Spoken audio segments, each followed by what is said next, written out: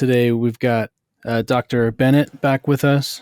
We've got Casey, our cinematographer friend, and we've got Brett joining us.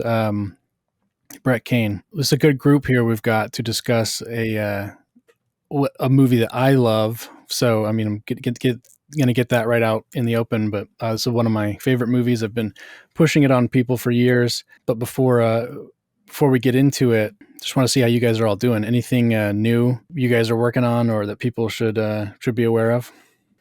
Just regular stuff for me. If you want to read some books, this actually it feels like it could be part of my book series because both of the novels that I've written so far and the next one coming out have to do with kidnapping and things like that. And yeah, so that's about it for me. But I definitely want to hear what Dr. Bennett and Casey are up to. Yeah, Bennett, I think your second part of your story. Did we already talk about that? But the second part of your short story dropped, right? Oh my gosh! I totally flaked. I need to post the exciting conclusion. I haven't done that yet. Other than that, we had a really great conversation last Tuesday in the full group call about a post-secondary education thing that we're working on, and one of our guys this week, we had him in the hot seat like a month or two ago, trying to figure out where he wanted to be. He was a guy who had quit a pretty high status software guy job to go try to be a tradesman. And he just got his first essentially like program manager job working for a construction business. So that's cool. We sort of reached the hit the target, the near term target anyway. Nice. So that's pretty exciting. Exitgroup.us. Yeah, exitgroup.us. And for anyone who finds this just randomly on like YouTube or something, Dr. Bennett here runs a group called Exit where he helps people build a buffer between them and the man. Yeah, I'll put the man. Yeah, helps you build some distance between yourself and the man. I'll put links in the comments and everything like that.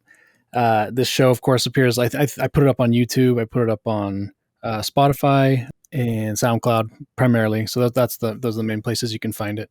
Okay, cool. Good to hear everyone's doing well. Like I say, we're talking today about a movie called Prisoners from 2013.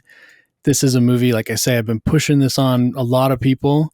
Most everyone I've ever told to watch it liked it. I'd say it's mostly not a bro movie, but I think men tend to do a little better with this movie. It's pretty intense. And like Brett alluded to, it involves, kidnapping, and it's it's got to be one of the scariest or worst things that people could go through. So, but I think the movie is just incredible. We'll get into that. But before we do, I wanted to just look at. Well, first, let's look at kind of the critical reception. I do the Rotten Tomatoes guessing, and I want you guys should take a stab at that and tell me what you think the critic score and the audience score were for this movie. All right, so I'm going to say critical score is 92%, audience score 85%. All right, Casey's down for 92.85. All right, Brett, what do you think? Man, Casey, you are so good at this. I that's exactly what I was going to say. I'm going to go 90 and 90 for both. 90 and 90. So far, you guys think this is a movie that critics would like and audiences would like, because these are good scores. And then Dr. B, what do you think? Yeah, I'm going to say 95 critic, and I'm actually going to say 80 audience. Okay, these are interesting responses. Now, I'm be curious to hear what some of your rationales are for these scores. Bennett, yours had the biggest delta. So, what are you thinking? Well, now that I think about it, I think I'm wrong. But I think it may actually be higher audience. You know what? Can I mulligan? Yeah, you can amend. You can change. Because I think that they're going to say that the violence is like gratuitous or that it's like toxic masculinity. So I'm actually just gonna reverse it. 80 and Okay. 95. 80, 95. All right. Okay. Anyone else wanted to say anything before I reveal the real numbers? I mean, my guess is mostly based on the fact that I think this is a technically well executed movie that movie people would like, and that a general audience might not enjoy as much. I saw a couple forum posts about this one time where people were just kind of ragging on it as being pretentious, and so that was kind of the rationale for my score. Okay, so on the critic score, Bennett wins, and it because of his last minute reversal. Critic score is 81, and he said 80, and then the audience score was 87, and so Brett and Casey or Casey's closest. He's at 85. So, so my original rationale was I thought it's a little bit too slow and maybe painful for audiences. But I actually think that I think that an audience is more inclined to sympathize with Mr. Jackman than the critic. Sure. Yeah. Because the audience is more likely to have like children. Yeah, and just more sort of rhetorically comfortable with violence.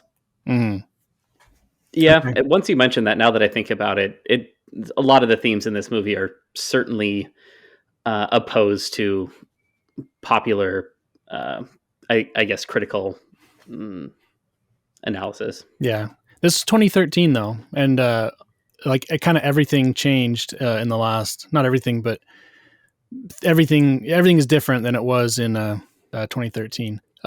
Regarding box office, this was kind of a success. In terms of just straight ROI, it might be one of Villeneuve. I'm just going to call him Villeneuve. I think that is about right. $46 million to make, and it made 122. So for Villeneuve, I think that's one of the best ROIs he's had, at least because some of his bigger movies have just cost so much that they didn't have as big of a ROI. How do you guys think this did at let's say the Oscars? Do you think anyone got nominated for anything? I think Jake Gyllenhaal had to have gotten nominated for something. He did such a good job. And Hugh Jackman, too. I mean, Hugh Jackman, he always knocks things out of the park. I mean, it was phenomenal performances all around. Yeah. Oh, for sure. Even the lady who played the bad guy and what's his name, who was just in Batman. He's so good. He is. Yeah. Paul Dano. Yeah, his range is incredible. The first time I saw him was in Night and Day with Cameron Diaz and Tom Cruise, and kind of a different character, but he did amazing in this too. So yeah, I think there had to have been some nominations at least. So there was only one nomination, and it was for cinematography. Yeah, Deakins, man, I was just gonna say, but it lost to Gravity. Rightfully so. I haven't seen Gravity, but I've heard good things. Didn't Gravity win Best Picture that year? I remember thinking that Gravity did better than it deserved to do. Is that the Sandra Bullock one? Yes. It is. Yeah, I think that's one of those movies that made a big splash when it came out, but is culturally not relevant, important now. Yeah. It won cinematography, directing, film editing, original score, sound editing, sound mixing. Okay. Well, so fair enough. I mean, but not Best Picture. Yeah. I mean, visually, it was a really cool movie. So fair enough. And from their perspective, like, it's technically a very impressive movie. They did so many things that they'd never done before for the cinematography that we're actually now using today. So I think it's appropriate that it won that. So the reason it didn't, well, I mean, maybe it was, so the winner that year was 12 Years a Slave. Right. Other nominations: American Hustle, Captain Phillips, Dallas Buyers Club, Gravity, Her, Nebraska, Philomena, and Wolf of Wall Street. That That was a pretty good year. Yeah. I mean, I think on the I think it was the Blade Runner episode where I read through the list and I said, Blade Runner was 2049 is pretty much better than anything that was even nominated. Mm-hmm. I wouldn't say Prisoners is definitely better than everything on this list, but it's better than at least half, in my opinion. Yeah. I think I would say it got snubbed with just one nomination. And then I think you got Jackman and Gyllenhaal. Both to me, it kind of in terms of in acting terms, it felt like a heavyweight fight where they're both really going for it and all both like putting it all out there. And then to see, I'm just a little surprised neither of them got that recognition, but maybe they sort of, sometimes what happens is you split the vote because it's like they're both kind of leads. So maybe the people who do awards were like, well, we don't, which one is the lead, which one's supporting, maybe that's what happened. What would you say? Which one is the lead and which one is supporting? I think actually, I think that's one of the questions I have. That's a good question, Casey. Yeah, let's just we'll all jump into that. We might as well jump into that right now. I've watched this twice in the last week, and I'm trying to think who just literally gets more screen time. It's probably Gyllenhaal's character, Detective Loki. I think he probably gets more screen time. Okay, but well, maybe this is a philosophical disagreement, but I don't think that's how you define who the protagonist is. I think the protagonist is the person whose dilemma and journey drives the plot, which right. I think is pretty clearly Hugh. I mean, basically what Jake is he's a deuteragonist. He's kind of on the same rails. He's fighting some different demons, but like the person whose arc gets tied up like a bow at the end is Hugh. And like if maybe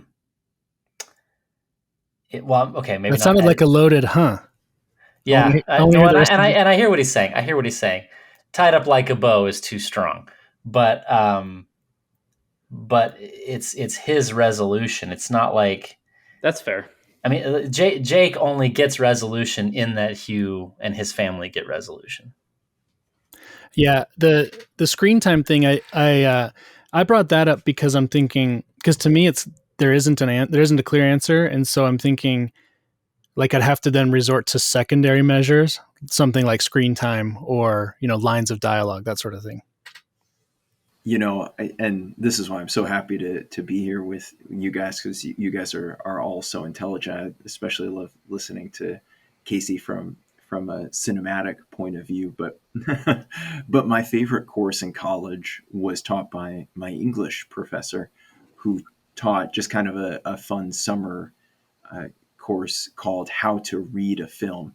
And since I write and my favorite movie is books, and I always read, I look at this from almost a literary point of view, and I think, how would the story look if it was told in a first-person narrative from either one of those characters? And I think you have a better first-person narrative from Hugh Jackman's character from Dover. But I do see Loki as also being he's obviously a pivotal figure, but it's like, I guess, which would be a better story?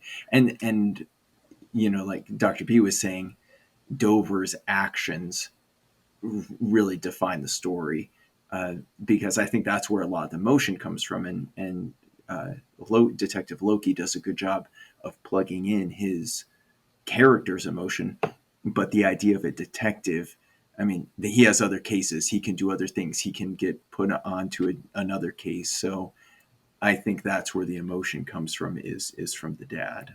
And he's reactive to Hugh. It's Hugh driving the action. And I think also what you mentioned about perspective, like, you can write a book from an omniscient or I can't remember what the other one's called. Third perspective. person? Well, yeah, you can do third person, but you can also do third person omniscient, where the third person knows everything that's going on with everybody, and then you can kind of do a third person not omniscient, where you're very Limited. clearly Limited. Yeah. third person limited, where you're very clearly like looking at one character and you're like hearing their thoughts and nobody else's thoughts. Mm-hmm. And like in this, whose secret skulking around activities are we always seeing? Like we don't like Loki is there kind of when he needs to be, and I think Hugh is the one who is. I'm saying Loki and Hugh because I don't remember the other guy's name, but Keller. Dover, yeah. Keller Dover. Okay. You're way in his business. You're not as deep into Loki's business. I'm very comfortable with the idea of it being like Keller Dover's story and movie, and even saying that's the lead in terms of like the business of movie making. I think there is no lead, because you have to like kind of give someone top billing or whatever, or maybe one of them did get top billing or something, but they're both on the cover. Yeah. It's referred to as an ensemble cast because basically there's two guys who both of which feel they deserve to be considered the lead. So Hugh Jackman's name does come first in the credits. Yeah. And that is that's a thing that gets argued by agents. So for sure. Yeah. So that brings me to the next thing actually, which is, so these two guys, along with some of the other members of the cast, they initially did not want to do this movie. As I understand it, they had been approached by casting to do this movie, but they weren't interested because of the directors that were attached at the time. At one point, Bryan Singer, who has done some X-Men movies, and who is a child rapist. Yeah, yeah. He was attached at one point, and then Antoine Fuqua, who had done Training Day and Southpaw. Southpaw I think came after this, but that was with Gyllenhaal. That came after that. That was like 2014 or 15. Oh man, that would have been a much different movie, I think, if he had done it. I mean, Terrence would not have been like hiding out and crying the whole movie. That's for sure. Yeah, so I think but just those two directors, I'm not super familiar with their work or their style. But what do you guys think about what kind of movies those might have been?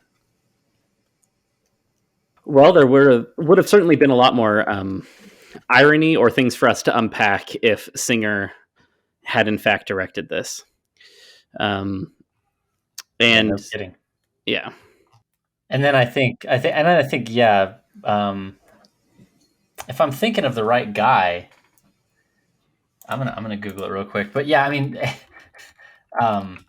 Bryan Singer, like very obviously, it makes my skin crawl to think of him directing this movie because it's so close to like at the end of the movie, the big reveal is that he was the bad guy. Right. Yeah, right. Right. There's almost they found this, the kids and they're in the director's trailer. Yeah, there's almost this like Kevin Spacey like wink and nudge confessional element to something like that.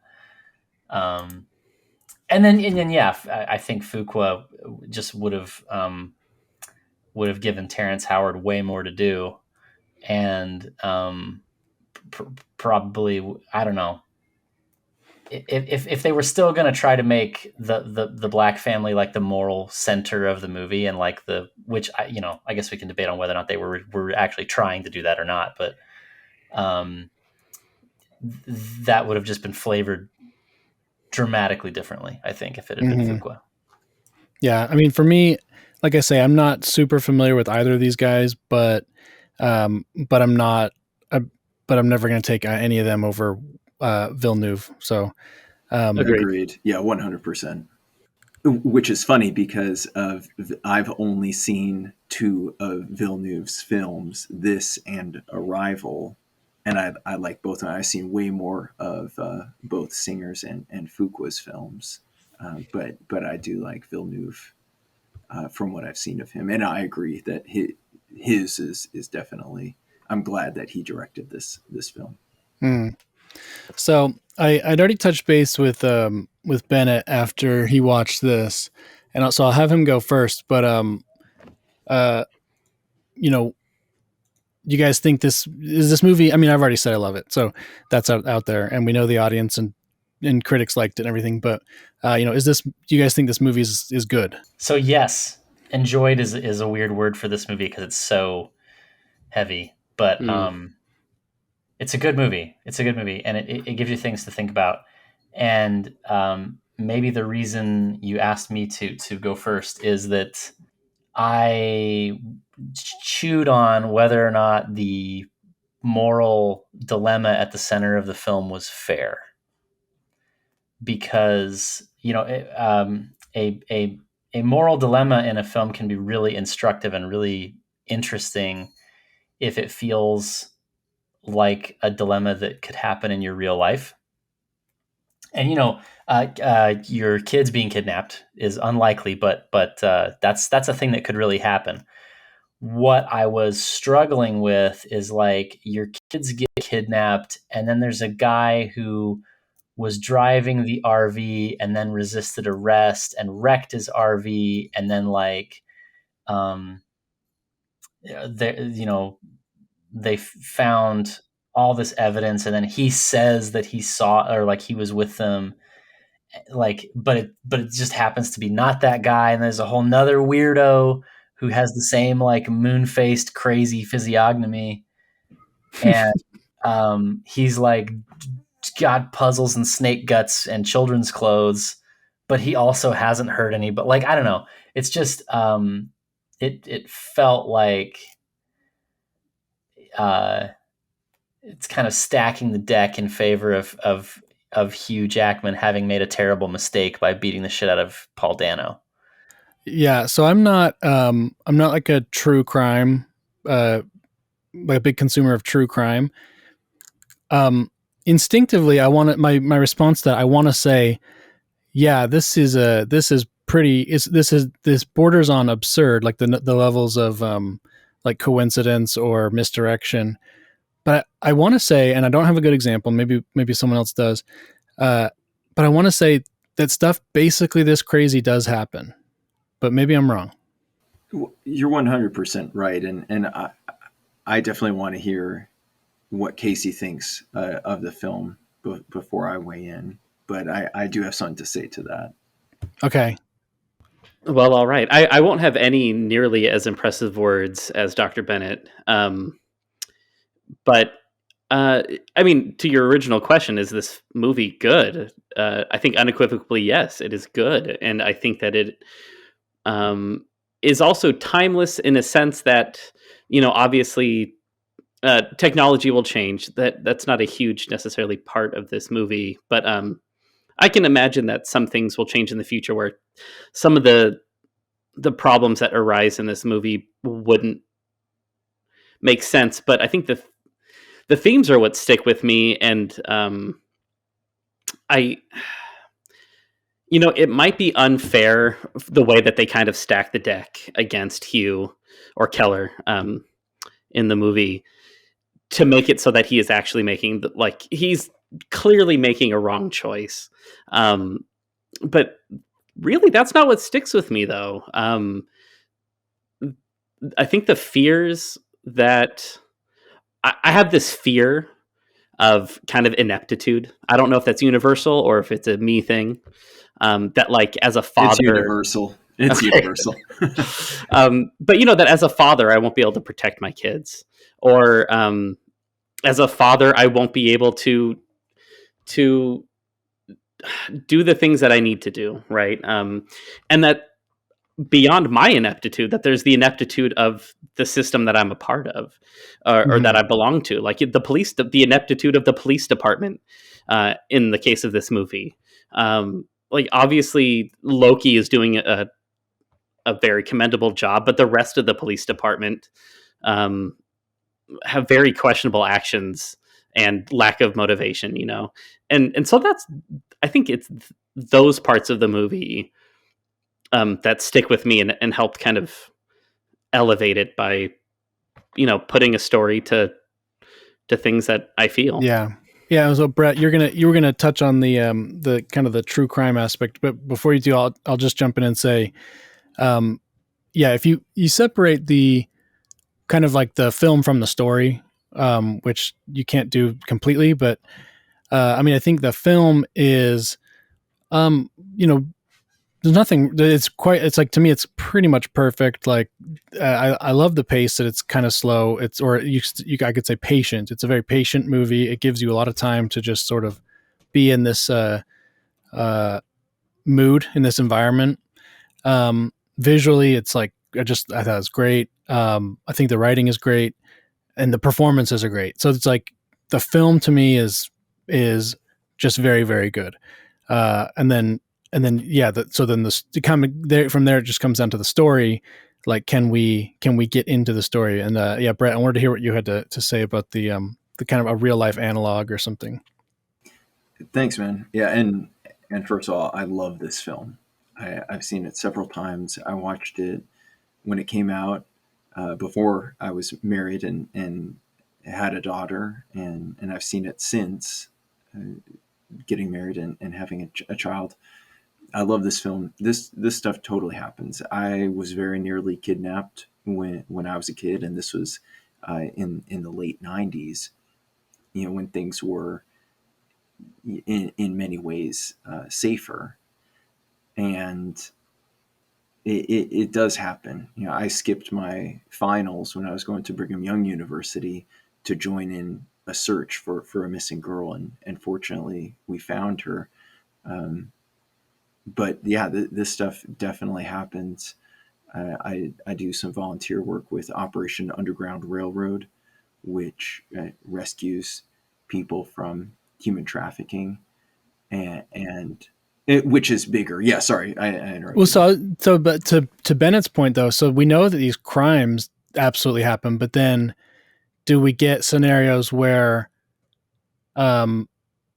multiple people appear to be like, the obviously guilty suspect, then they aren't quite guilty? Oh, yeah, totally. Well, like the case of the missing girl that I mentioned, she had just run away, fortunately, but when searchers, we got together, first thing, we had was a list of all the sex offenders in the area, and that we were canvassing. And I think that in film, you are going to exaggerate things a little bit. But yeah, I mean, how many, internet weirdos are there, who look like the most likely suspects, but it's actually, someone who, by all appearances, is innocuous. It's funny because just a few days ago I had a run-in with an old lady who was doing something very threatening to my daughter, and I kind of felt like Jake Gyllenhaal in this in that situation. So yeah, I think these things do happen, and it's kind of trite and cliche and banal to say, but it is the person you least suspect, by definition, usually. Mm-hmm. Yeah. So let's get in a little bit to. So I mean, I'm with Bennett on the kind of the mousetrap that they built for Keller Dover is, it depends on the mood in which I'm watching, but it does feel a little excessive, or they go a little too hard at points. But I mean, let's consider the case against Dano's character, whose name is Alex Jones, which we can talk about his name being Alex Jones later. But so like, I mean, I'm thinking I would probably have snapped in the same way that Keller does, because you look at Alex, he flees from the cops when they find him. So he was at the scene. He flees from the cops when they find him. He's obviously like insane. Like, he has a criminally insane vibe. He tells Keller, they didn't cry until I left them. And then we see him intentionally hurting a dog, which is like film school 101. Easiest way to manipulate an audience is have them hurt a dog.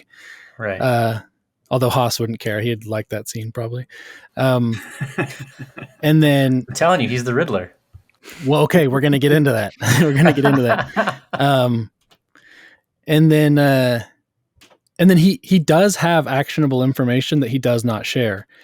And my issue with Alex Jones in this movie is it's like, okay, he can drive, and I know I've known profoundly handicapped people who drive, so that I believe that part. But he can drive, and he can also hatch that little plot where he gets the lady to untie his hands, and then he goes immediately for the glass, and so he tries to fight. Like, that's a clever little plan he had. And so it's like, I'm supposed to believe he can speak, he's verbal, but he won't tell anyone anything interesting or useful. But he does he does have information that would have helped. Right. Like and that's, I guess that's the core of my objection, is like when there needs to be a plot beat for him to drop some exposition, he can say exactly the thing that he needs to say. And then he clams up in a way that doesn't, it's hard to explain internally unless you just explain all of his actions on the basis of he's a crazy person. You know what I mean? Like, there's not an internal logic to his behavior. Okay, well, and I totally agree with what you guys are saying, and I think that this speaks to, kind of a bigger issue, and as a father, like, I totally agree with Keller Dover, but if we see his reaction is to like attack him in the parking lot. And then even when he's being questioned beforehand, Jake Gyllenhaal, kind of like slams up against the wall, gets in his face, and they're treating him like you would, another man. And if they had, and again, not criticism, but if they had maybe approached with a little bit more persuasion, a little bit gentler, like, hey, oh, wait, they didn't cry until you left them. Oh, what does that mean? Like, were you helping them? And like done this, then he might not have clammed up. So I think that was the problem. He never got good cop treatment. He only got bad cop. Yeah. Which by the way, you bring up the part where Detective Loki, puts him up in the corner, and he's questioning him like an inch from his nose. I was watching something behind the scenes, and I think they said that was Gyllenhaal's idea, like to film it that way. Originally, they were supposed to be just sitting at the table, but Gyllenhaal like wanted to do it in that corner and awkwardly. The camera, they said they intentionally had it kind of off in a weird way. And then I guess Gyllenhaal was like flicking Dano's ear just to annoy him, to get like a more annoyed look and more like agitated vibe from him. Yeah, I mean, okay, so I'm going to say something that is going to sound like I'm dunking. I'm not dunking.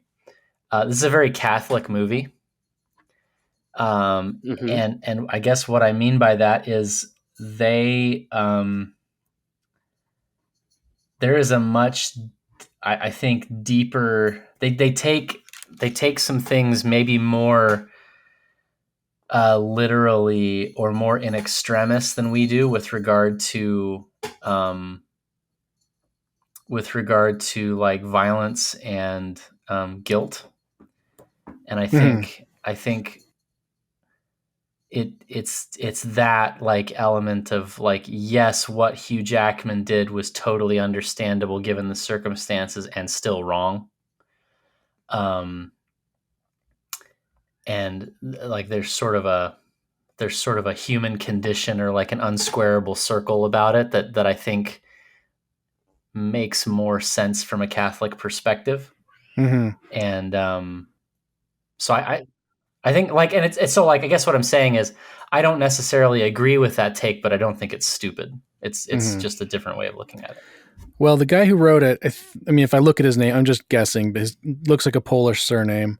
And then Villeneuve is like, he's from Montreal, right? So conceivably, unlikely, they are both Catholic, or at least, from a Catholic place. So, yeah, I mean, maybe that's maybe that some of that leaked through, or even if they had no Catholic background, I can still see the Catholic angle. I think Denis certainly does have a Catholic background. I doubt he would currently identify as Catholic, but I think his high school, he was at a Catholic high school at least. Let's talk about religion and faith in the context of prisoners. Keller obviously is he's some sort of he's Christian somehow. I'll just say what I noticed, some of the groundwork I'll lay, and then I'd love to hear you guys' thoughts. Okay, so we the movie opens with I think it's the Lord's Prayer, and that's being read by Jackman or Keller. And he listens to like a sermon on the radio, or when he gets in his car, his radio is set to like a Christian station, and it's reading a sermon. I think maybe he wears a cross. I don't remember. And then, he's also, when he locks Dano or Alex in the shower and they have those conversations, it looks to me, I mean, I'm not Catholic. I've never gone to a confession booth, but it looks like those confession booth, the way that those are shot in movies usually. Yeah.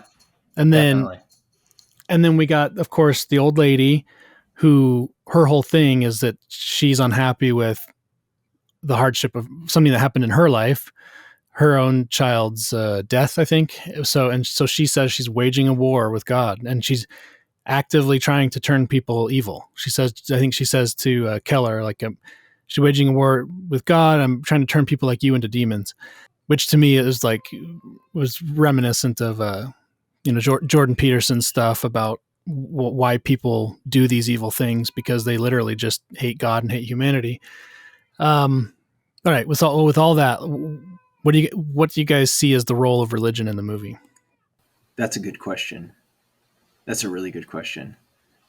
And I think that, it's, we get the motif and we get the view of the crucifix hanging from, the car window. And, we see like the priest who took it upon himself to, tie up that guy and leave him to die for killing A sex offender priest. Yes. Yeah. Right. Which I think is another piece of this, is like the freaks and the criminals and the weirdos, all of the weirdos that they know about, that they know to be freaks and weirdos and criminals, are in this case on the, like, they're trying to be on the side of righteousness, and they're all kind of screwing it up, and they're it's, I don't know, it's interesting. The fact that he's a kid toucher, but he's also trying to like take care of this other predator, is very interesting. Yeah, I think it's unfortunately it's complicated. I don't think that it's against religion. I think that it shows a misapplication, and I mean, here we see Keller, who is a very, full of faith man, who is desperate and in despair, and does things that are in fact wrong. And then you have Loki, even his name and his tattoos and his ring, are pagan, but who's also trying to do the right thing. It's interesting. I don't know if I have a good answer for religion's role. I mean, obviously, we all know how important religion is, but we do see that the real bad person is someone who ostensibly is trying to wage a war against God. So that puts God as the good guy, I think. Brad, I heard you mention you mentioned Loki's ring, right? Sorry, I have some in the background, so I couldn't hear. But he's wearing a Masonic ring. What did you guys make of that? And were you guys able to decipher any of his tattoos? I don't know what they were. I mean, there's zodiac symbols. I don't know exactly, like, if they were purposeful. Like, I'm sure they were purposeful. They're purposeful filmmakers. But I don't know exactly, like, what each zodiac symbol would mean about him as a character. Yeah, I never figured that out. I know that it was Gyllenhaal's idea to do the tats and the ring, but I don't know what his idea was regarding that. or if it was just part of a broader effort to, and we'll get into more of this in a bit, but Loki's he tells a little bit about his childhood, but he's kind of from nowhere. We don't know really anything about him. And he does have a cross on his thumb, right? So he's kind of got like pagan symbols and I guess a Christian symbol as well. I didn't notice a coexist sticker on his cruiser. That's funny. And even the name, Loki is obviously Norse, Norse mythology. But I think it's cool. I think it is a good thing to, I think it's significant that the kids are taken on Thanksgiving. That's yeah. And one of the the other girl's name is Joy, and the joy is being taken. So there are all these different layers, and not to overcomplicate it, but I do think that the fact that the bad guy is waging a war against God, then that makes God the good guy, because the bad guy is trying to fight God on this. But the reasoning is, they lost their own child. And so it's interesting to see that, sometimes when people lose a child or lose a loved one, they turn to God. In the Church of Jesus Christ of Latter-day Saints, we just had General Conference this last week, and that was one of the things, that you can either get angry at God or get close to God, and the bad guy got angry at God. Yeah. Do you think the film is trying to say anything about loss of faith? I mean, so you look at Keller, and he's a man of faith, but was his faith not deep enough? Was his faith, should he have been like his neighbor, his friends and neighbors, Terrence Howard and Viola Davis, like trust the plan sort of people, just everything will work out. You don't have faith. Were they trying to say something about that? I mean, I think they absolutely were trying to say something about faith and about religion in general, maybe not overtly, although kind of maybe overtly, right? Because so Keller's, just like a couple other things about Keller's character, like his wife's name is Grace, his mother's name is Mary, he's a carpenter. Yeah. He's clearly like the God side, right? And like Brett mentioned, the children are the joy, and they're taking on Thanksgiving. And obviously he is struggling, at the end. I'm trying to remember. So he prays at the beginning, because I remember when I watched it, like it was very distinct the times that he prayed. And it was kind of certainly more like a Catholic kind of prayer. Yeah. I think it was the Lord's Prayer, I think. Right. So he says it at the beginning. And then he says, I think after his kids are taken, he says another prayer at like dinner or something, where he, the part where he's, and forgive those who trespass against us, but like, you can't get that part out. And then at the very end, he says another prayer when he's in the pit and he finds his daughter's whistle. And so I think that's perhaps like the arc of his faith is, he kind of had a very complacent faith, which I find myself having a lot. And then he's faced with this challenge, and the things that his faith is asking him to do, he is having a hard time doing. And so he's coming up with his own ideas of what to do. And then finally, when he's at, I guess, literally rock bottom, he's in the pit, right? He not suddenly, but he comes to himself again, and he says a much more earnest sounding prayer. And so I would say that faith is certainly an arc in this movie. Yeah. Yeah, I agree. Yeah, and it's kind of funny. You mentioned the whistle, like it's this rescue whistle, and the girls get captured going to look for this thing, but then that is ultimately uh, the means of rescue for Keller. So I think that's, Mm-hmm. if the girls hadn't gone looking for us, they might not have been taken, and then we wouldn't have this great story. But yeah, I think that, and I think it's interesting that we get the bad guy who's and she wants to cause people to lose faith in God, and she obviously fails to harm Joy and Anna, but she also fails to take away at least Grace and Keller's faith ultimately. And I think that's good because it is a very heavy movie, um, but I think, ultimately it has for lack of a better term, a happy ending. Well, I kind of think she does defeat Keller though, like because he, at least in the kind of the morality of the movie, and I wouldn't be any better than him, I don't think, in a similar scenario, but in the kind of morality of the movie, he's doing the wrong thing, right? Like it's like he should not have abducted Alex Jones, and he should not have tortured him. So like didn't that lady kind of said she wanted to make him into a demon, and didn't she win? Short term, sure.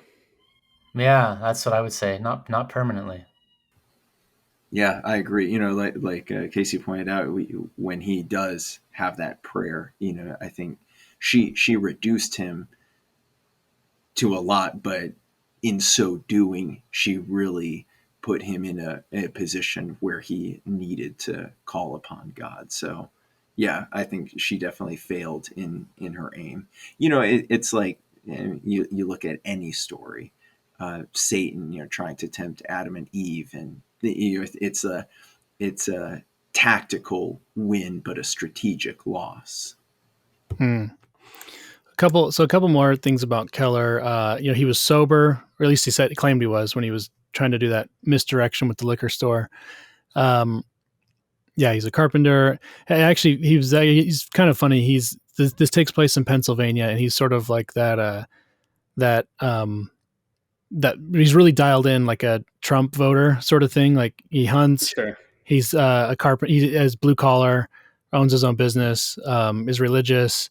He's a prepper, which is kind of a big part of his thing. And yeah, so he likes the Star Spangled Banner. He's patriotic. That's his favorite song. And then, um, yeah, so he's just kind of that interesting sort of white working class we've heard so much about. Who's up against ultimate metaphysical evil in a way that he never expected to be, and doesn't, and his moral system does not give him the obvious tools to deal with that. Mm-hmm. And Well, and I think that's, there's almost a political angle there, because I feel like the whole country, at least sort of our half or third of the country or whatever it is, these revelations of abduction of children and human trafficking and among elites, and then we sort of, I don't want to get too far afield, but like a big part of like the whole January 6th fiasco is they had this idea in their mind of like, we're gonna storm the gates, but then they're like regular decent people who have never done any gate storming, and like, what do we do now? And I mm-hmm. think he's an example of a guy who has never had to ask himself that question, and then he goes the other way. He goes guns blazing, Mm-hmm. rather than, but like it's not obvious to me which of those is right. Like I don't think necessarily either of them is right. I think there needs to be some kind of an integrated response to that problem Yeah. that is not like, I don't think Terrence Howard and Viola Davis were right, and I don't think they were supposed to be right. I think they were supposed to illustrate the inadequacy of what you're supposed to do. Mm-hmm.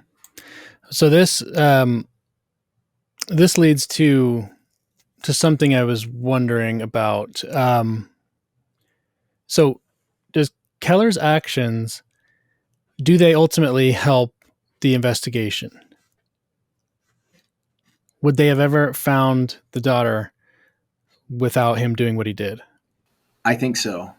When you first asked that, I wanted to say that no, had he not done that, like I think it ultimately was a distraction, because Loki he's very curious, he's thorough, he's emotionally involved with this case, but this kind of divided his attention.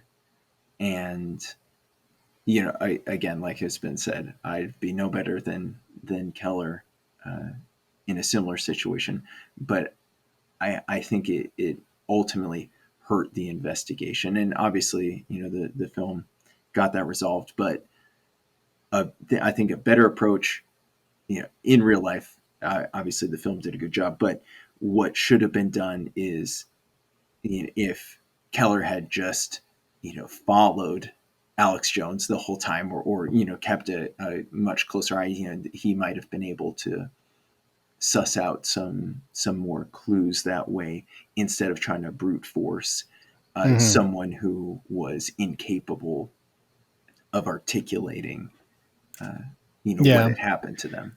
There's, I mean, obviously it's fictional and there's too many counterfactuals to like consider, but part of me thinks that that he ultimately, despite all of everyone sort of begging him to like be less involved, that he actually did help, because the way the movie ends is with, so they find Loki finds Alex Jones locked in the shower, and his boss says, "Now you need to go tell his mother that he's been found." And Loki doesn't want to do it. He's like, "Who cares? Like, why? That's not a priority right now." The boss insists that you go do that. It's then when he goes that he makes the connection with the necklace and the maze, and he's like, "Oh, this lady. This is where the kids are. This is who took the kids." Great point. Yeah, no, that you changed my mind. Well done. I mean, I think certainly in the context of this movie, right? Like everything that we have seen play out in this movie, absolutely, Keller's actions end up leading to the discovery of the girls. And we can really only surmise so much about the characters that are in it, like what they would have done if things were different. I mean, I don't think that Loki would have given up. Well, one girl got away, right? So Right. Presumably there was more. She didn't seem to remember anything, but maybe she would have, or something like that. Well, and if she did, it might not have been in time to save Keller's daughter, right? Yeah. Anna, yeah. And I mean, we keep going back and forth on this, or not even back and forth. We keep coming back to, I wouldn't have done anything differently. I would have done it exactly the way he did it. And it's like, if going in to a situation like that,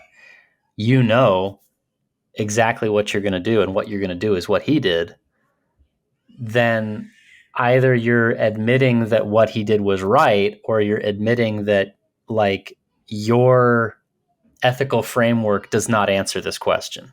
Like your ethical framework, the demands that your conscience places upon you lead you to the wrong answer. I actually don't know what I would do in this circumstance. I certainly identify with a lot of the fears and inadequacies of Keller. Like it's a movie where I want to be a Loki, but I'm kind of a Keller and Keller, sorry. And but at that, I don't even know if I could do what Keller did. I might want to, but I don't know if I could. Mm. I mean, they're also in really different situations. I mean, Loki is attached to this insofar as he wants to like win cases, and he's very like he's got this very much like dog chasing a stick interest in this case. Like at every step of his interaction with the parents, his bedside manner is horrendous. and it's because he like actually really doesn't care about them. And I think he cares about the truth, and I think he cares about like getting his man. I think he cares about the girls. Well, I mean, I think the fact that he's single is important. The fact that he kind of lives alone, like, I think he cares about the girls in the abstract. I don't think he's like really emotionally like until toward the end. I mean, I think for him, at least in the beginning, he's more of like a single-minded, like, I want to do my job really well type of person. Let's get into what we know about him. I'll read off some of my notes, and if you guys think I missed anything, point it out. So his name is Loki, which is, as Brett pointed out, a Norse god. It's kind of a weird name. He's got these weird tattoos. He's got a Masonic ring. Presumably he's sober. His boss offers him a drink, and I don't think we see him drinking at any point in the movie. He mentions to that priest that he grew up in like a boys' home or something. He's like an orphan or something like that. Right. He's alone on Thanksgiving. He's a flirty with the waitress, but other than that, we don't know if he, likes women or has a girlfriend or anything like that. And then he's got his facial tics. He's blinks all the time. The one most interesting thing maybe is I think it's Keller's wife. I think when he's getting he's talking to her about the lie detector test, and I think it's her. She says something like, "Do you have children?" He doesn't answer.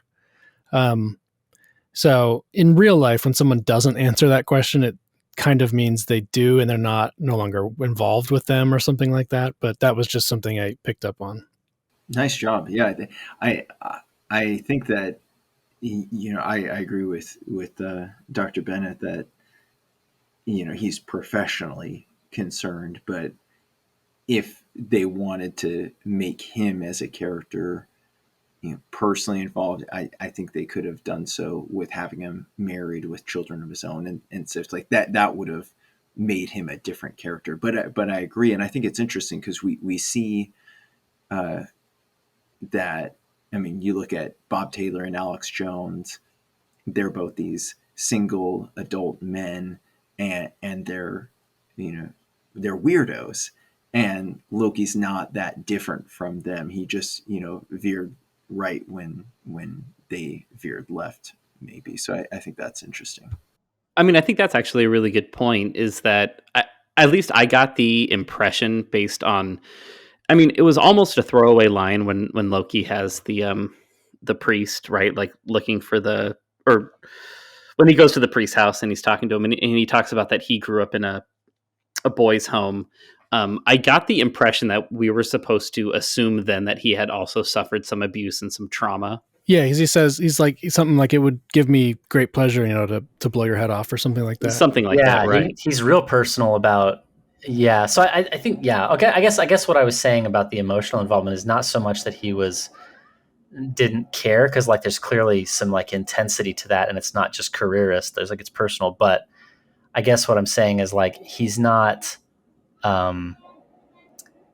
They put a lot of work in to make him distant from the parents. Mm-hmm. Like he cannot relate to them. He doesn't empathize with them. It's every interaction between them and him is really strained. There's one. So this is right after the part I was talking about with the lie detector test, but Keller then comes in the room and he's full of rage and he's yelling, and Loki gives this very like rehearsed cop line. He's like, "Sir, what I'm going to need from you right now is to calm down," which was funny to me for a few reasons. One reason just because of how like rehearsed it was, and that seemed intentional.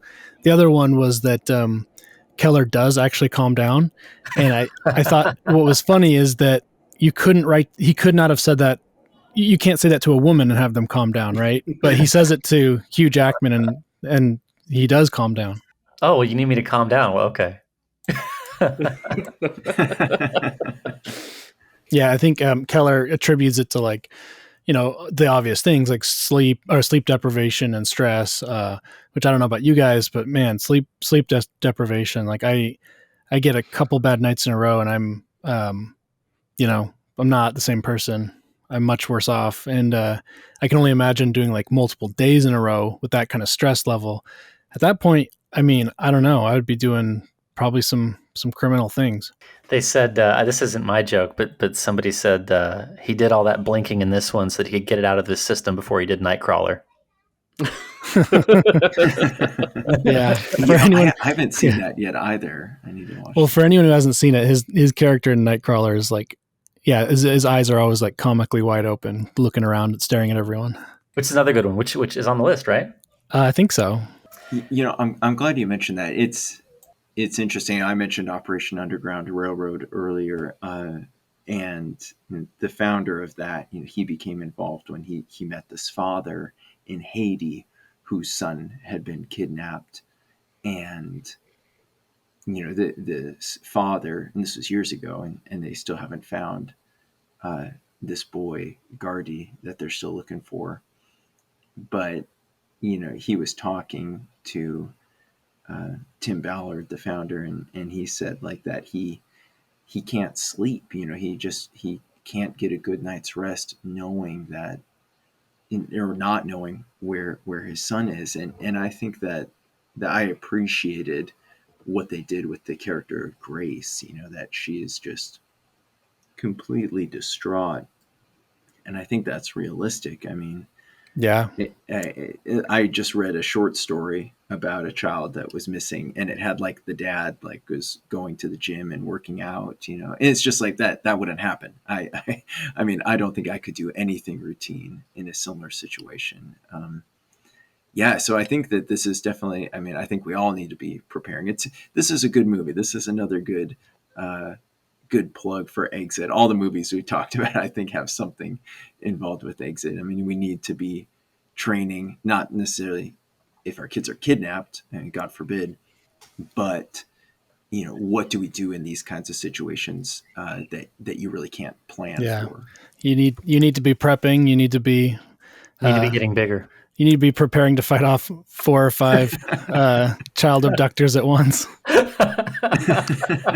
Well, that actually, that's something that I've been wondering, though, is like, what is the actual prepping that we should be doing for this? Because I think the movie is maybe even a little cutting about his prepper nature, right? So I have Right. I have a very specific answer for this. Something I took from the movie for this, Okay. which was, so he's a prepper, right? He's got these very nice shelves, and I'm very envious of those shelves that he made. And he's got everything in like neat, tidy order, and that's all very cool and good. Keller was prepared in like kind of every way except psychologically, which I don't know. I don't think you can, you can't psychologically prepare for something like this, but you can psychologically get tougher or something. And that's just an area where he wasn't strong enough, which is not saying anyone would be, or what you'd have to do to get strong enough, but that's an area where he wasn't there. Well, this is a minor obsession of mine, which is basically how do we've grown up with this vision of what Christianity is that was really only ossified in like the 1960s, 1970s.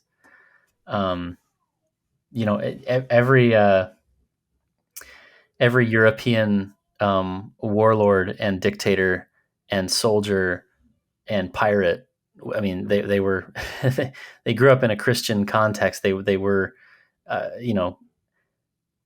maybe not great Christians, but are we great Christians? And like, I guess what I'm saying is, I think that this is a case study in like your sort of fundamentalist pacifism is kind of a luxury, and when you abandon that, you can become unhinged and really go off the rails.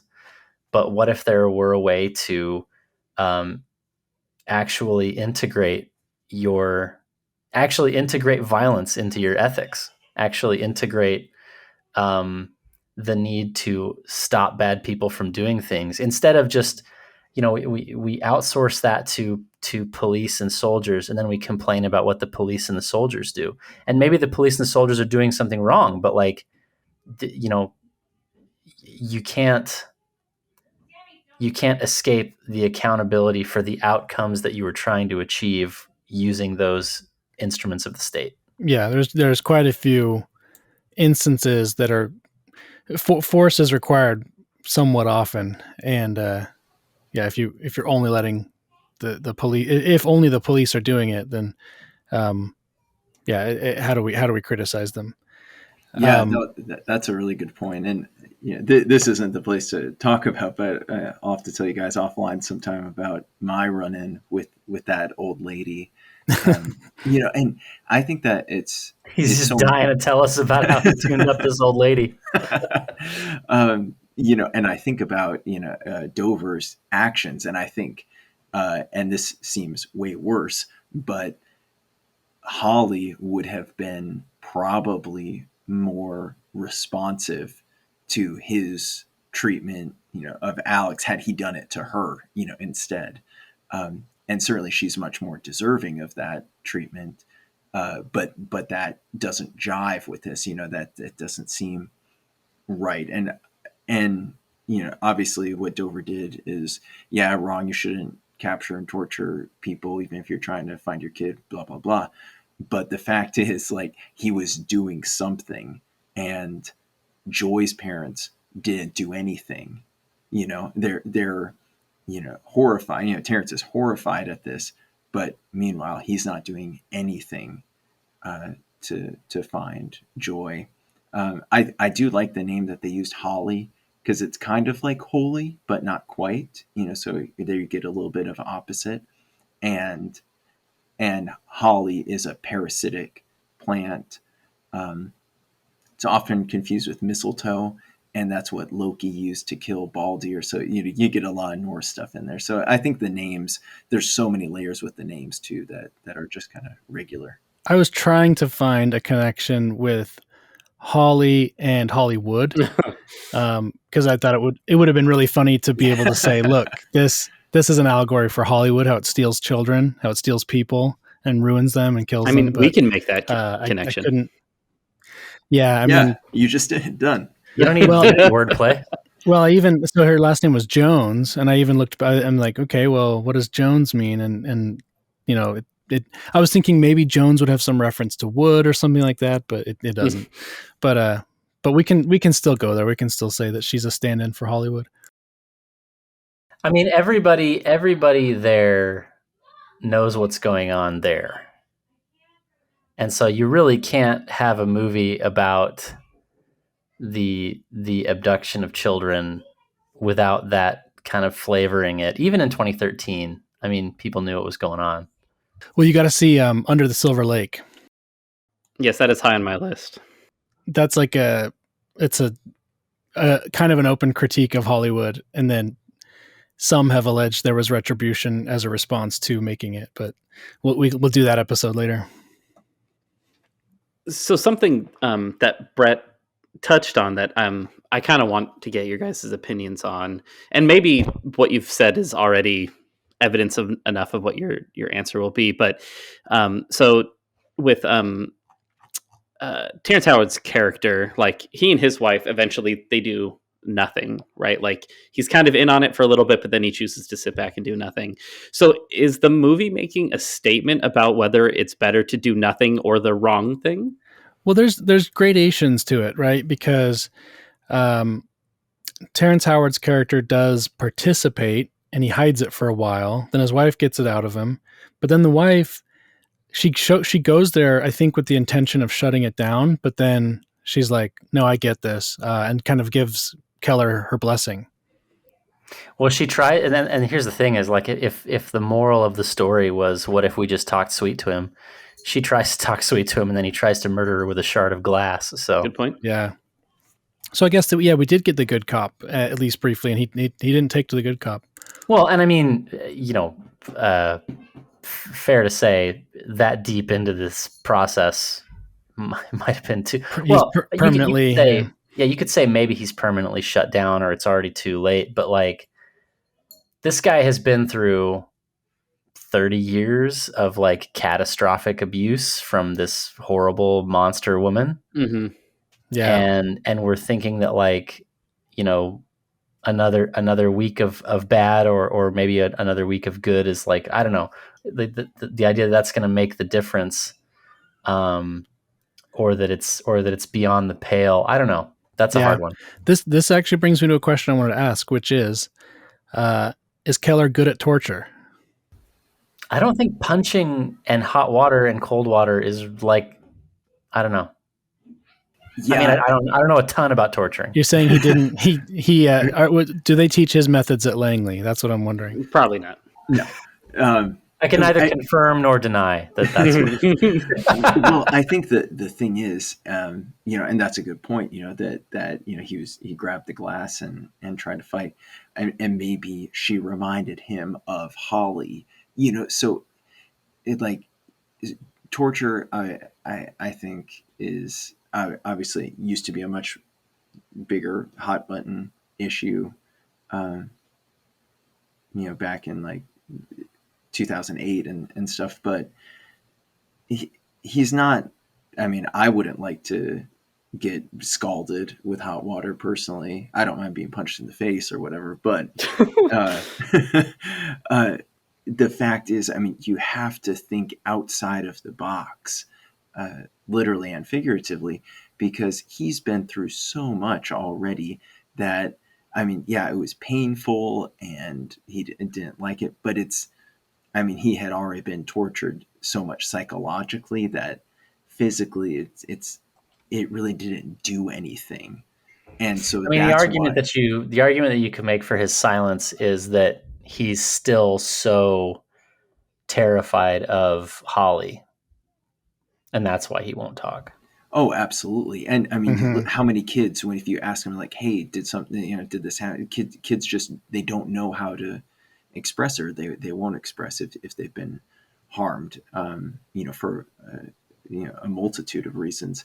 But then you look at like the character of Bob Taylor, and he's like doing all these things, like drawing the mazes, and he's, you know, all the kids' clothes, all these things that he's trying to come to terms with it. So instead of torture, I mean, you really have to, if you want to get something out of somebody, you have to give them the right tools and you have to give them the right space. And you're right, like sweet talking didn't do anything, but maybe, you know, okay, like, okay, show us, you know, where this is, or doing weeks of intense therapy.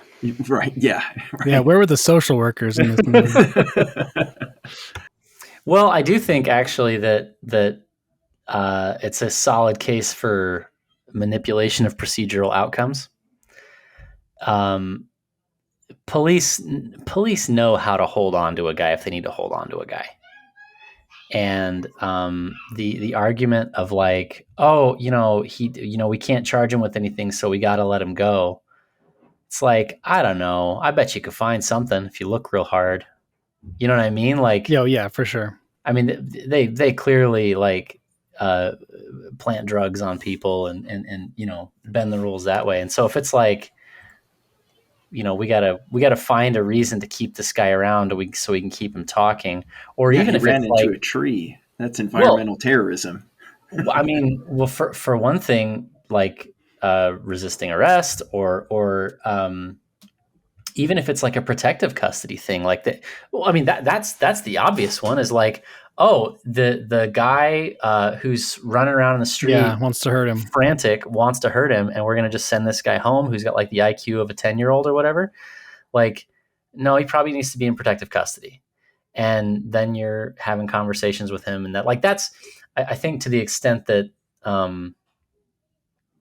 it sort of strains credibility, like that's where it is like they just sort of let Dover kind of do what he wanted there. And I there's two ways you could run that, right? Which one of them is like, oh, we deliberately let him do his thing because, you know, our hands are tied or whatever procedurally. Mm-hmm. But what they basically say is like, oh no, we really don't want Dover doing XYZ. and then they make just no effort to stop him, and they set up the pins like exactly so that that's what he's going to do. Yeah. We're going to go a little rapid fire here. But a lot of people, a typical response to this movie is that it's a hard movie to watch. What did you guys think was kind of like some of the harder parts to watch? I mean, in a lot of movies, when you watch someone having like body mutilation occur, that's like a difficult thing to watch. But for me, like that was all secondary to just the situation that these characters found themselves in. Mm-hmm. And that is like the entirety of the story is what made it difficult for me to watch. And like it's a movie that I recommend a lot to people, and then I like immediately tell them, but I'm probably never going to watch it again. And yeah, so that's my answer. Yeah. Orson Scott Card, in one of his books, he wrote an anthology of horror stories, or no, so explicitly not horror stories, because he goes into the intro and he says, these are not horror stories, these are tales of dread. And then he talks about the difference between terror and horror and dread. And terror is the monster is like pouncing on you. You're the immediate physical terror. Horror is you see a disemboweled corpse, or something hideous and disgusting and frightening in that sense. And then dread is anticipatory, and it's this low grade. It's the wife's not called and she's been out for a lot longer than you thought, or you go upstairs and there's a window open. Like that's dread. And so this to me is a movie about dread more than terror or horror. And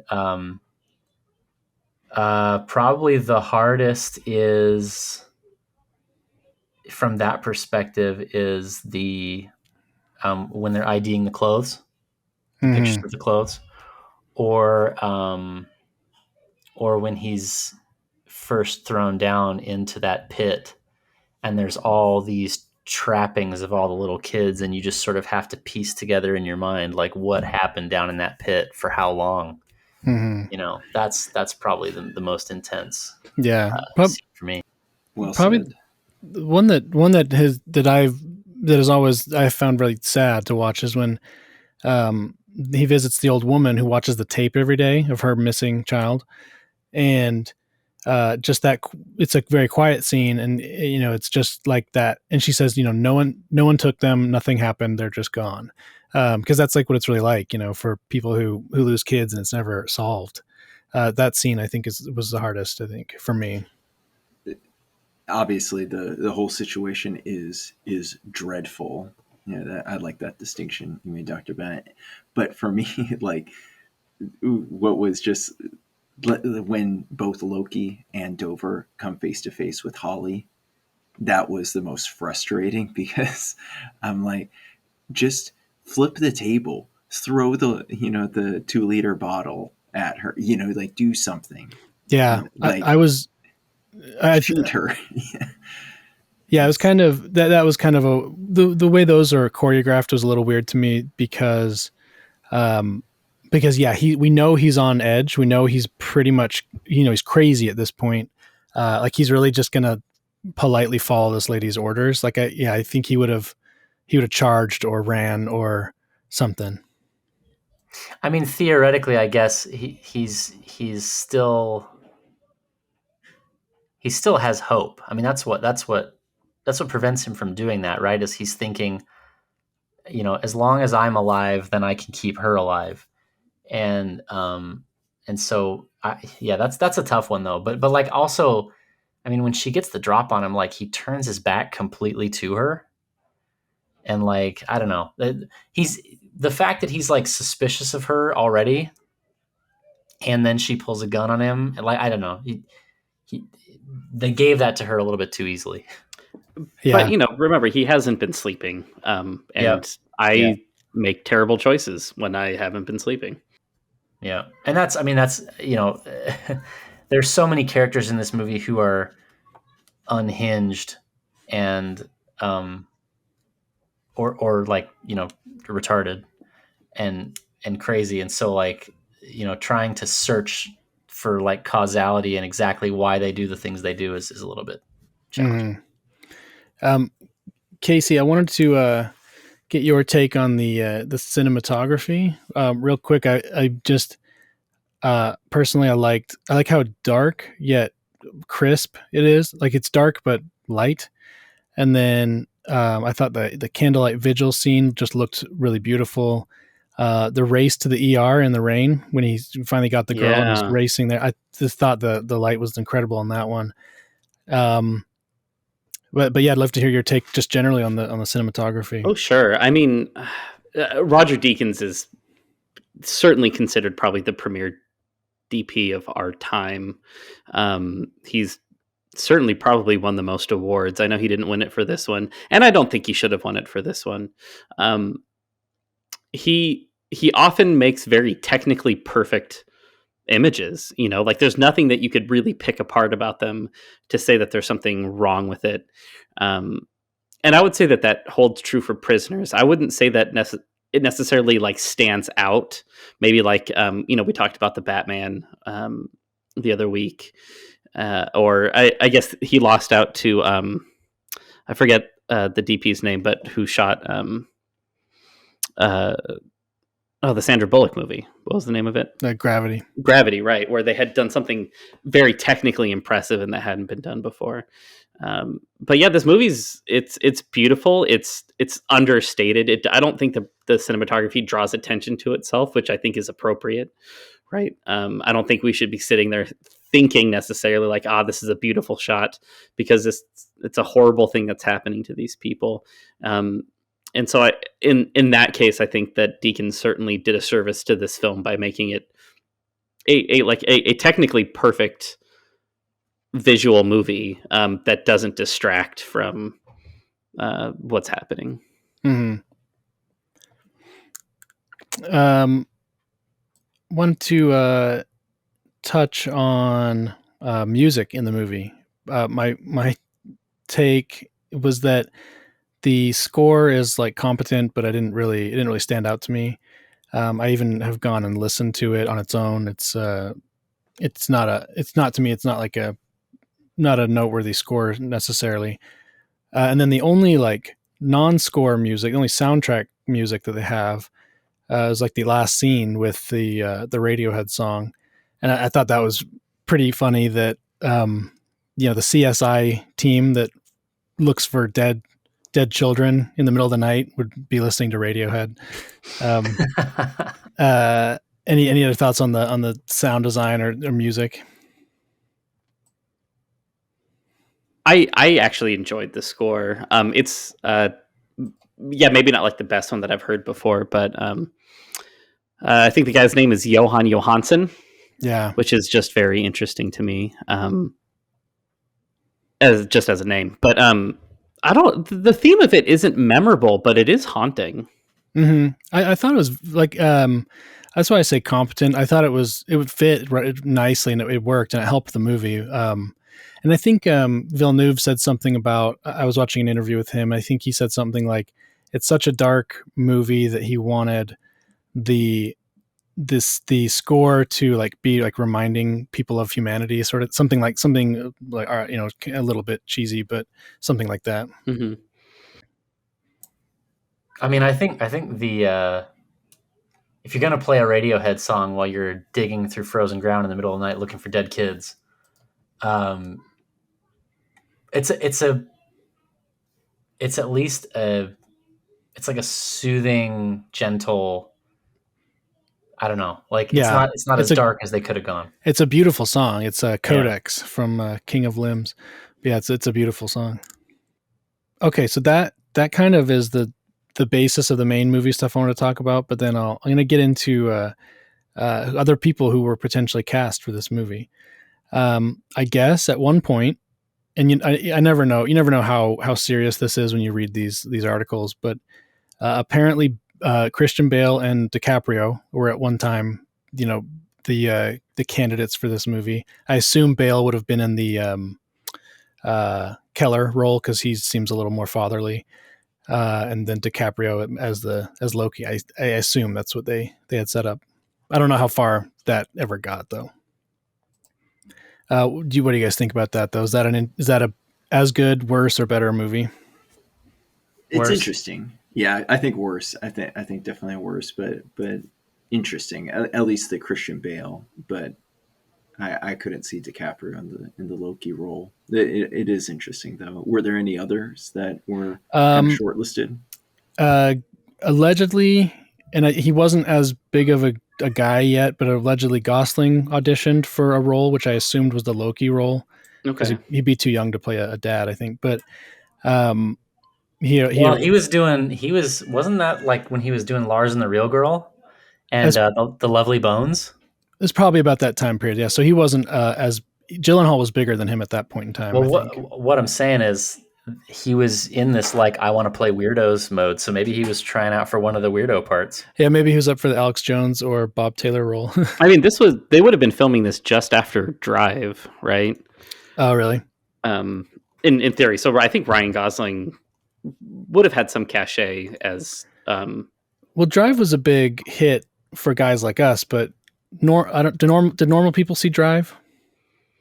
I'm not sure, but I think my point more so though is like his character in Drive, I think would have positioned him to play like a Loki. Oh yeah, yeah. I think he would have been. I think he would have been interesting in that role. I actually, of all the three I've mentioned, I actually think they all could work, and those are all movies I want to see. And I'm like that. I would watch the same movie over and over with just different people. Oh, 100%. That's the great thing about theater. I mean, you could run the same play every other night with a new cast, but films, it's like 10 years before you can, start up a new franchise with new actors, and it's still not the same line. So.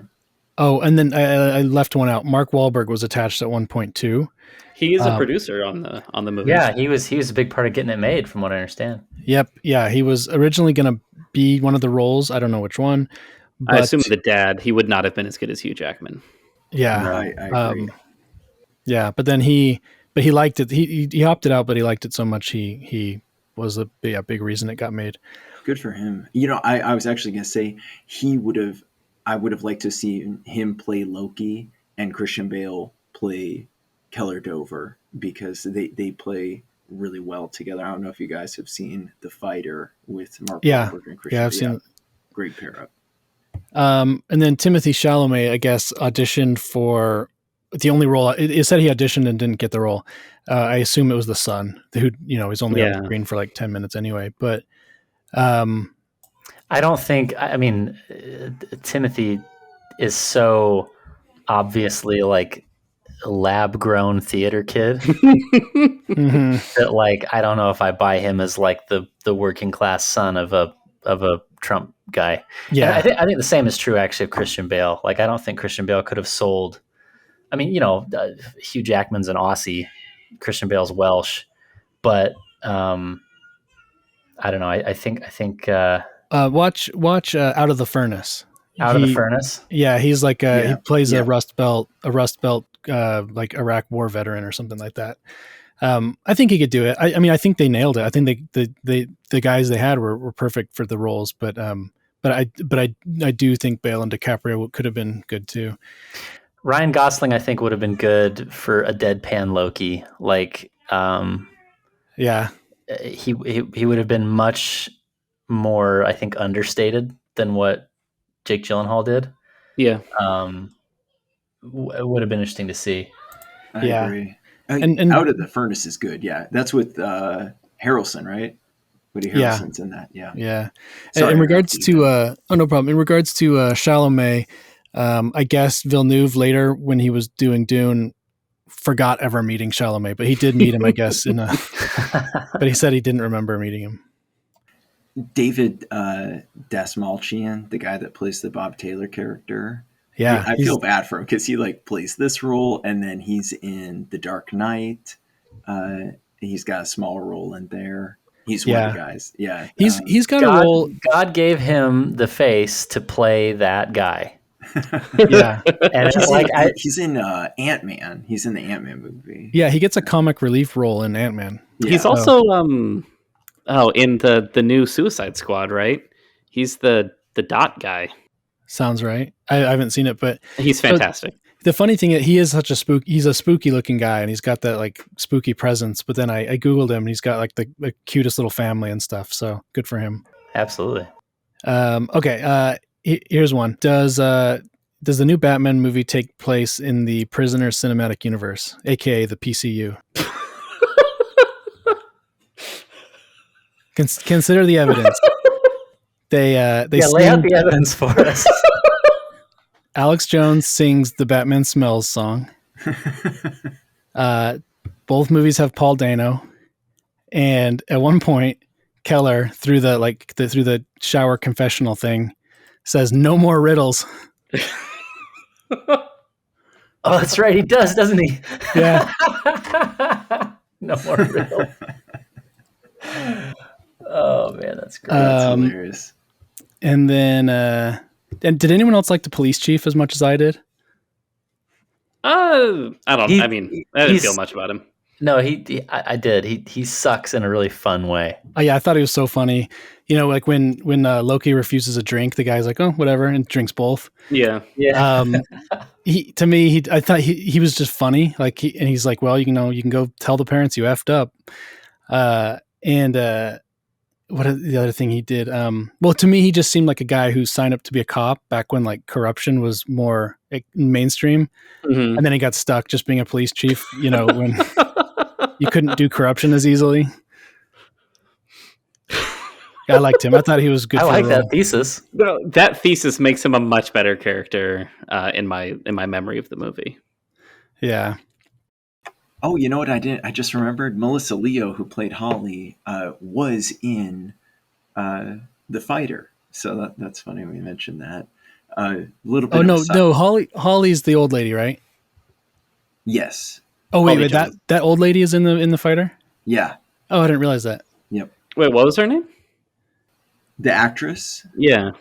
Melissa Leo. Oh, okay. She's their mom in The Fighter, I guess. Yeah. Here's a question: Does Loki find Keller after the credits? Affirmative. Absolutely. Totally. Why wouldn't he? Well, I mean, they did leave it ambiguous. Villeneuve wanted it ambiguous, but he has pretty much said that he does find him. They even filmed a version with him finding him. Oh, interesting. I don't know. I don't see the way they ended it as being actually ambiguous. Everything we know about Loki's character, the fact that he distinctly hears the whistle by the end of the movie 3 times. I don't find that to be ambiguous at all. I just find it to be a almost cheap cinematic trick. Well, I look at it as it's sort of respecting your intelligence. Like, that's the trick. And maybe letting you build that beautiful moment in your own mind rather than trying to show it to you. Well, and so I think that's why it's a trick, is because on the surface, I would agree with you. And certainly Denis has said that it's better to suggest and not show, right? Which follows that. But I think it's so clear that he does find him that it's almost like clickbait, where it just it forces you to think about it after the movie is over, which is a good cinematic trick to get people to think about your movie after it's over. So I'll say it's a trick, but that tricks are good. Yeah, maybe I'm being too derogatory towards it. No more riddles. Yeah.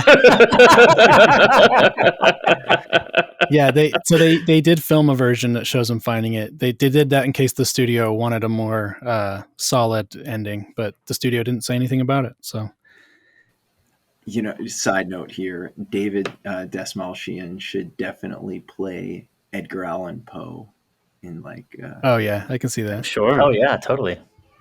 Okay, at this point, I'm just reading through. That was all my main stuff. I'm just reading through my notes, and if I have anything like funny or interesting, I'll I'll drop it. And likewise, you guys can just go for it. Sure. I only have 3 things on my notes that we didn't touch on. One was that this movie makes me really want to watch Enemy. I've never seen it, but it's Denis and Jake Gyllenhaal in the movie. Yeah. Did it come out right before or right after this one? It came out after, but it was filmed before. Okay. So I do want to watch that now. I was interested to find out that the writer of this movie also writes the show Raised by Wolves, which I don't know if any of you are familiar with. I know what it is, but I haven't watched it. I'm not all the way through it. I'm like a couple episodes in, but it's I find it to be very interesting. Mm-hmm. And the last note was that I saw an interview where Jake Gyllenhaal says that Loki's character didn't have a name in the script, so that he and Denis came up with one. And he says that the name they came up with is probably the only name in the entire movie that doesn't have like a connection, like a meaning behind it. But the name they came up with is David. And I don't know how that doesn't have any meaning behind it. Okay, this actually brings me to something I wanted to talk about, which if all the names had a meaning, it's really funny to me that they use the name Alex Jones. And I even asked some people who are like longtime Jones fans, like, what was the status of Alex Jones in like 2012 when they made this movie? And they're like, yeah, he was pretty famous. Like, he wasn't like he is now where everyone knows who he is, but he had his website by then or something. Yeah, he was involved in the whole Sandy Hook thing, and that was 2012. So like, I mean, InfoWars has been going on since the Iraq War started. Yeah, so it's funny to me that if they needed that name for some reason, I'm curious as to why and why they would use a name of such a it's got to be a coincidence because it's such a generic sounding name. Yeah. Well, and that's like he's talking about all these names being significant, and I'm looking at the cast right now: Keller Dover, Nancy Birch, Grace Dover, Franklin Birch, Holly Jones, Ralph Dover, Eliza Birch, Richard O'Malley, Patrick Dunn, Bob Taylor. Like I don't know. O'Malley's the police chief, right? Yeah. That's such a police name. Right. Officer O'Malley. Apparently trees are like big symbolism in this movie. So I'm assuming that's where like Birch comes from. Dover has a meaning in German, I think. Yeah, there are a couple different meanings. So like it has a lot of meanings in terms of like a gorge or a gap or where water goes. And I'm not sure if it's German or a different. Maybe it's something different. Yeah, but it means to like hit something. I think in Swedish or something. That's interesting about the tree thing, because there's a scene. I think it's like during the Thanksgiving scene before anything bad has happened, where the camera zooms in on a tree for an oddly long period of time. It just waits there. So Dover is from the Latin dubris, from Proto-Celtic dubros, meaning water, which is from Proto-Indo-European dubros, meaning dark or deep. All right. So dark, deep water, which that fits.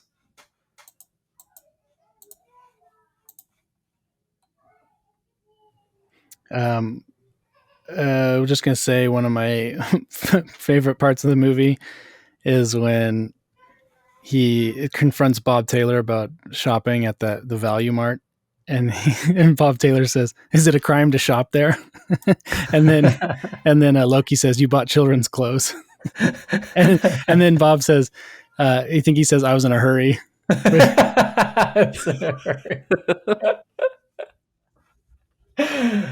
Oh man. Okay, so yeah, we didn't really talk about old Bob very much. No, I feel we like didn't. What's the deal with mazes? What was the deal with that guy's necklace? Well, Holly gives the kids a book of mazes when she kidnaps them, and says they have to work on them. But I don't get. I mean, she's just trying to drive them insane or something. I don't know. Someone told. They didn't tell me. I watched a thing where the maze is like just them trapping the children to lure in the parents. So like the parents, it's essentially just the journey that the parents are going on is a maze, lured in by their children. And in classic like Greek, and I think actually in most mythology, a maze or a labyrinth is often like there's a monster in there. And so that's kind of what I assumed, is that that Holly and her husband were kind of the monsters, luring the parents kind of into the maze to kind of turn them into devils, I guess. Yeah. Oh, I just looked it up. Yeah, in Turkey, Dover means to hit or strike a person. So that also ties in. But yeah, obviously, I think that the deeper meaning is the deep and dark water. Yeah. I did want to also point out, talking about the character of Bob Taylor, it's interesting that when Alex Jones gets his hands free for a second and he gets the shard of glass and uses it to lash out, and Bob Taylor, he gets a second and gets a hold of a firearm and lashes in, and takes his own life. So I think that those are two different reactions to those characters having gone through just tremendous trauma as children. Mm-hmm. But that too, it's like, I guess he's just ashamed of being a weirdo. He hasn't actually hurt anybody. He just wants to die because he's a weirdo. Taylor, that Yeah. character. I don't know. I mean, do you think he sees himself as a weirdo, or is he just an emotionally and an intelligently, stunted person that is, kind of Well, just I'm been looking unable to. for an explanation for the suicide besides the plot needed him to kill himself. I did have in my notes that the suicide was one moment where I felt like, I don't know that they needed to go there.